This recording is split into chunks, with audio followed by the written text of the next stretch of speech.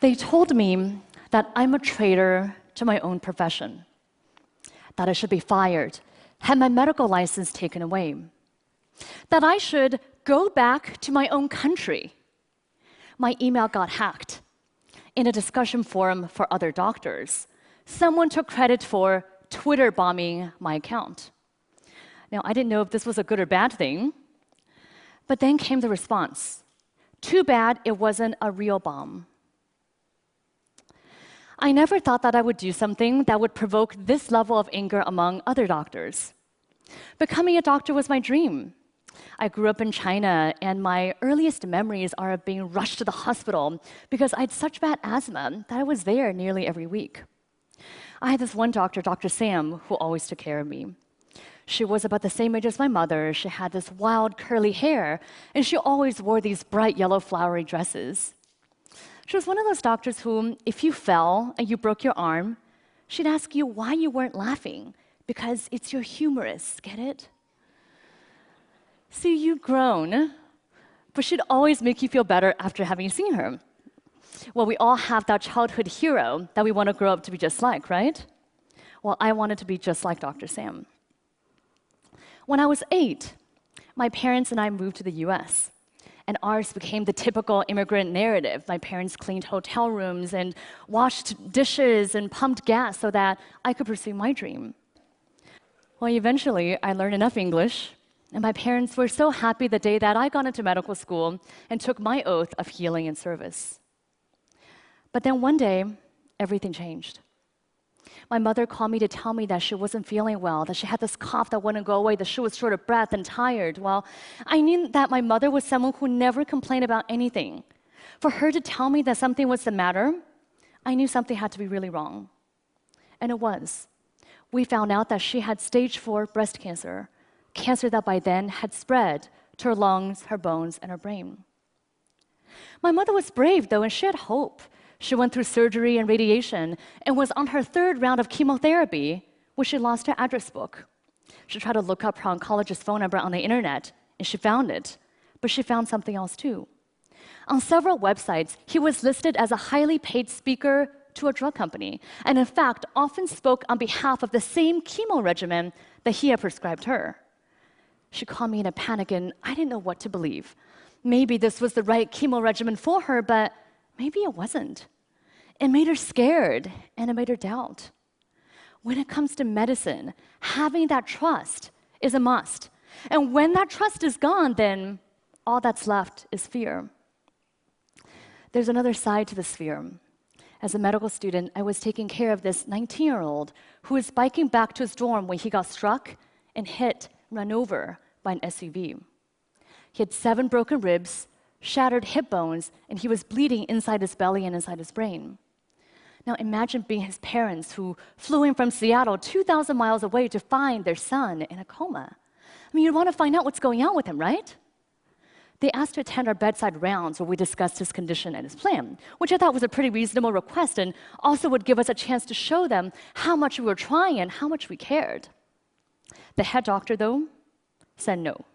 He gave all kinds of reasons. Maybe they'll get in the nurse's way. Maybe they'll stop students from asking questions. He even said, what if they see mistakes and sue us? What I saw behind every excuse was deep fear.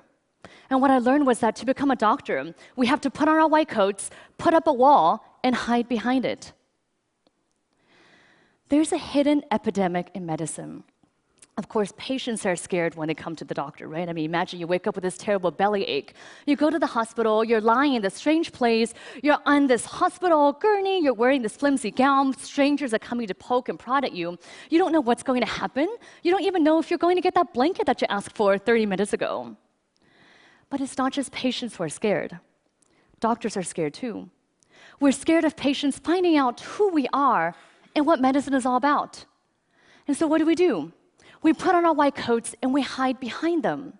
Of course, the more we hide, the more people want to know what it is that we're hiding. The more fear then spirals into mistrust and poor medical care.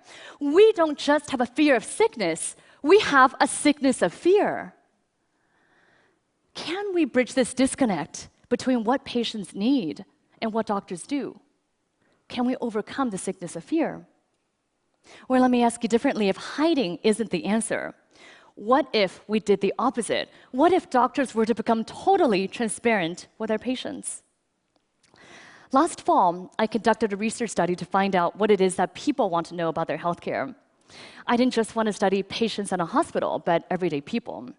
So my 2 medical students, Suhabi Tucker and Laura Johns, literally took their research to the streets. They went to banks, coffee shops, senior centers, Chinese restaurants, and train stations. What did they find? Well, when we asked people, what do you want to know about your healthcare? People responded with what they want to know about their doctors, because people understand healthcare to be the individual interaction between them and their doctors. When we asked people, what do you want to know about your doctors? People gave 3 different answers. Some want to know that their doctor is competent and certified to practice medicine. Some want to be sure that their doctor is unbiased and is making decisions based on evidence and science, not on who pays them. Surprisingly to us, many people want to know something else about their doctors. Jonathan, a 28-year-old law student, says he wants to find someone who is comfortable with LGBTQ patients and specializes in LGBT health. Serena, a 32-year-old accountant, says that it's important to her for her doctor to share her values when it comes to reproductive choice and women's rights. Frank, a 59-year-old hardware store owner, doesn't even like going to the doctor and wants to find someone who believes in prevention first and who is comfortable with alternative treatments. One after another, our respondents told us that that doctor-patient relationship is a deeply intimate one, that to show their doctors their bodies and tell them their deepest secrets, they want to first understand their doctor's values. Just because doctors have to see every patient doesn't mean that patients have to see every doctor. People want to know about their doctors first so that they can make the informed choice. As a result of this, I formed a campaign, Who's My Doctor?, that calls for total transparency in medicine. Participating doctors voluntarily disclose on a public website not just information about where we went to medical school and what specialty we're in, but also our conflicts of interest. We go beyond the government Sunshine Act about drug company affiliations, and we talk about how we're paid. Incentives matter. If you go to your doctor because of back pain, you might want to know that he's getting paid $5,000 to perform spine surgery versus $25 to refer you to see a physical therapist, or if he's getting paid the same thing, no matter what he recommends. Then we go one step further. We add our values when it comes to women's health, LGBT health, alternative medicine, preventive health, and end-of-life decisions. We pledge to our patients that we are here to serve you, so you have a right to know who we are. We believe that transparency can be the cure for fear. Well, I thought some doctors would sign on and others wouldn't, but I had no idea of the huge backlash that would ensue. Within 1 week of starting Who's My Doctor, Medscape's public forum and several online doctors' communities had thousands of posts about this topic. Here are a few. From a gastroenterologist in Portland, I devoted 12 years of my life to being a slave. I have loans and mortgages. I depend on lunches from drug companies to serve patients. Well, times may be hard for everyone, but try telling your patient making $35,000 a year to serve a family of 4 that you need the free lunch. From an orthopedic surgeon in Charlotte, I find it an invasion of my privacy to disclose where my income comes from. My patients don't disclose their incomes to me. But your patient's sources of income don't affect your health. From a psychiatrist in New York City, pretty soon we will have to disclose whether we prefer cats to dogs, what model of car we drive, and what toilet paper we use. Well, how you feel about Toyotas or Continental won't affect your patient's health, but your views on women's right to choose and preventive medicine and end-of-life decisions just might. And my favorite, from a Kansas City cardiologist, more government-mandated stuff? Dr. Wen needs to move back to her own country. Well, 2 pieces of good news. First of all, this is meant to be voluntary and not mandatory. And second of all, I'm American, and I'm already here.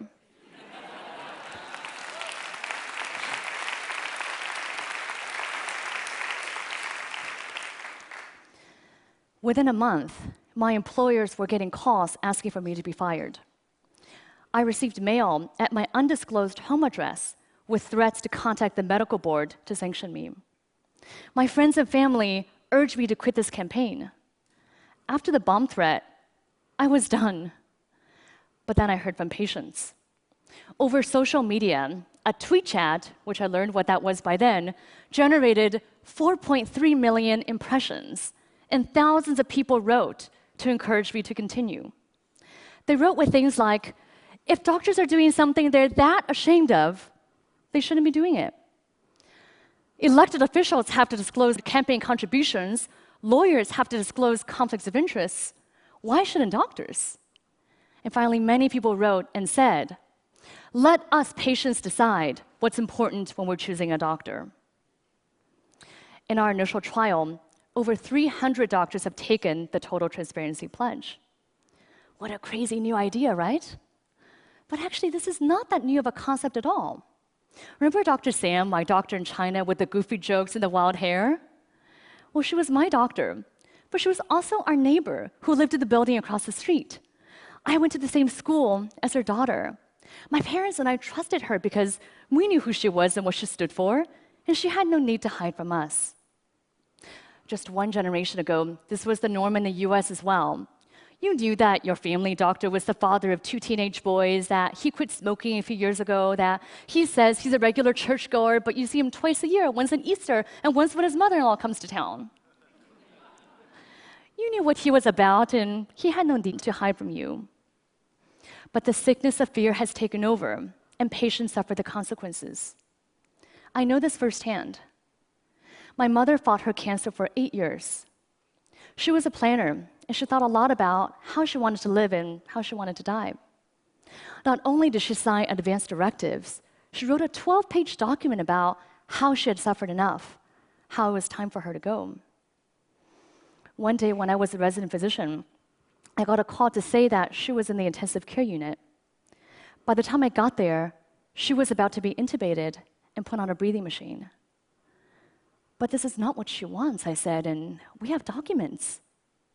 The ICU doctor looked at me in the eye, pointed at my then 16-year-old sister and said, do you remember when you were that age? How would you have liked to grow up without your mother? Her oncologist was there too and said, this is your mother. Can you really face yourself for the rest of your life if you don't do everything for her? I knew my mother so well. I understood what her directives meant so well. And I was a physician. That was the single hardest decision I ever made, to let her die in peace. And I carry those words of those doctors with me every single day. We can bridge the disconnect between what doctors do and what patients need. We can get there because we've been there before, and we know that transparency gets us to that trust. Research has shown us that openness also helps doctors, that having open medical records, being willing to talk about medical errors will increase patient trust, improve health outcomes, and reduce malpractice. That openness, that trust, is only going to be more important as we move from the infectious to the behavioral model of disease. Bacteria may not care so much about trust and intimacy, but for people to tackle the hard lifestyle choices, to address issues like smoking cessation, blood pressure management, and diabetes control, what that requires us to establish trust. Here's what other transparent doctors have said. Brandon Combs, an internist in Denver, this has brought me closer to my patients. The type of relationship I've developed, that's why I entered medicine. Aaron Stupple, an internist in Denver, I tell my patients that I am totally open with them. I don't hide anything from them. This is me. Now tell me about you. We're in this together. Mei Nguyen, a family physician in Houston, my colleagues are astounded by what I'm doing. They ask me how I could be so brave. I said, I'm not being brave. It's my job. I leave you today with a final thought. Being totally transparent is scary. You feel naked, exposed, and vulnerable. But that vulnerability, that humility, it can be an extraordinary benefit to the practice of medicine. When doctors are willing to step off our pedestals, take off our white coats, and show our patients who we are and what medicine is all about. That's when we begin to overcome the sickness of fear. That's when we establish trust. That's when we change the paradigm of medicine from one of secrecy and hiding to one that is fully open and engaged for our patients. Thank you.